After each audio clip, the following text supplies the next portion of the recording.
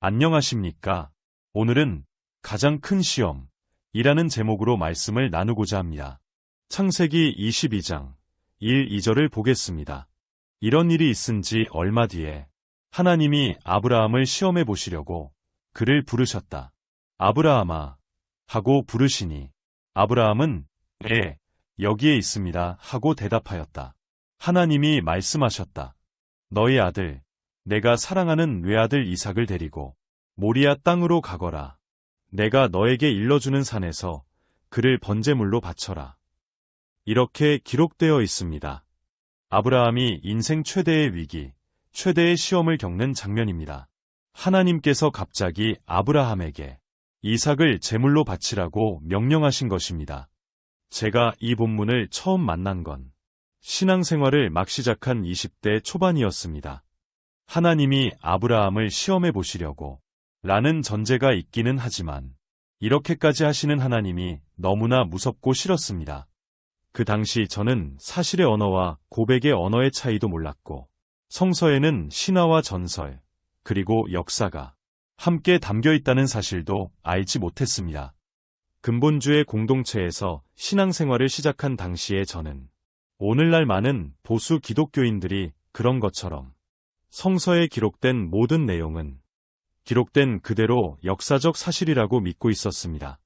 하여 아무리 하나님이라지만 이건 너무한다는 생각으로 괴로워하고 있었지요.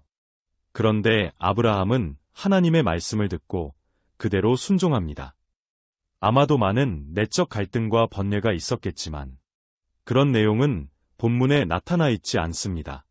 오로지 순종하는 내용만 나옵니다. 하나님께서 지정하신 모리아산으로 간 아브라함은 이삭을 결박하고 번제를 드리기 위해 칼을 들어 이삭을 죽이려 합니다. 그런데 그때 하나님께서 다시 아브라함을 부르십니다. 10에서 13절을 보겠습니다. 그는 손에 칼을 들고서 아들을 잡으려고 하였다. 그때에 주님의 천사가 하늘에서 아브라함아, 아브라함아 하고 그를 불렀다. 아브라함이 대답하였다.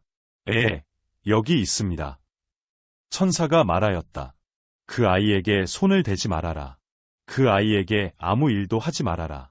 내가 너희 아들, 너희 외아들까지도 나에게 아끼지 아니하니 내가 하나님 두려워하는 줄을 내가 이제 알았다.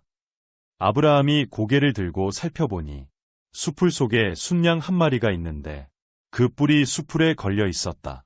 가서 그 순양을 잡아다가 아들 대신에 그것으로 번제를 드렸다. 이렇게 기록되어 있습니다. 시험을 통과한 아브라함에게 하나님은 여러 번 하신 약속을 다시 확인해 주십니다. 너에게 큰 복을 내리고 큰 민족을 이루게 해주겠다. 내 후손으로 천하만민이 복을 얻도록 해주겠다라는 약속이지요. 해피엔딩으로 끝나서 다행이지만 이야기에는 이스라엘 공동체의 깊은 고뇌가 담겨 있습니다. 당시 주변 세계에는 인신공영이 유행하고 있었습니다.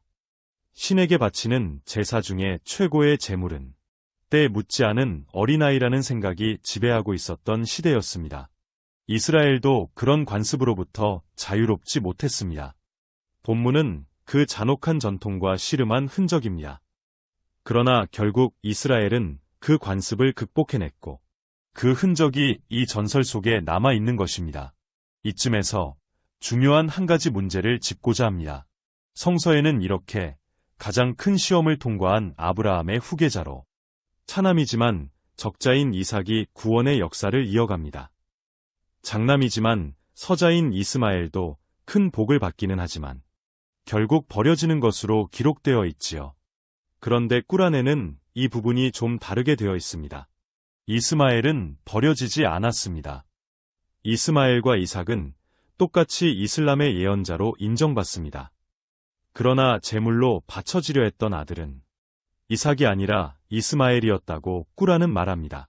어느 게 옳고 어느 게 틀린 걸까요? 당연히 유대교인과 기독교인은 성경의 기록이 옳다고 믿겠지요. 무슬림도 당연히 꿀안의 기록이 옳다고 믿을 것입니다. 하지만 이 문제는 옳고 그름의 문제가 아닙니다.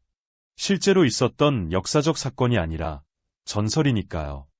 이스라엘 민족이 민족적 자부심을 갖고 살기 위해서는 이삭이 주인공이 되는 전설이 필요했습니다. 무슬림 역시 자부심을 갖고 살기 위해서는 이스마엘이 주인공이 되는 전설이 필요했고요. 그것뿐입니다. 아브라함이 이스마엘을 낳을 때가 86세였고 이삭을 낳을 때가 100세였다고 성경은 말합니다. 꾸란도 똑같이 그렇게 말합니다. 100세가 된 남편과 90세인 아내가 아들을 낳았다는 이야기가 역사적 사실일 수 있을까요? 우리는 아직 역사 시대가 아니라 전설의 시대를 공부하고 있습니다. 굳이 옳고 틀리고를 따진다면 전설을 전설로 받아들이는 것이 옳은 것입니다. 전설을 실제 역사라고 고집하는 것이 틀린 것이고요. 다시 말씀드립니다만 신화는 신화로, 전설은 전설로, 역사는 역사로 받아들여야 합니다.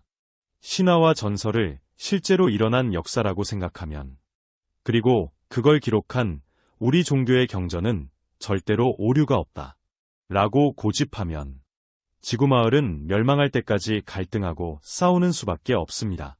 오늘은 여기까지 하겠습니다. 고맙습니다.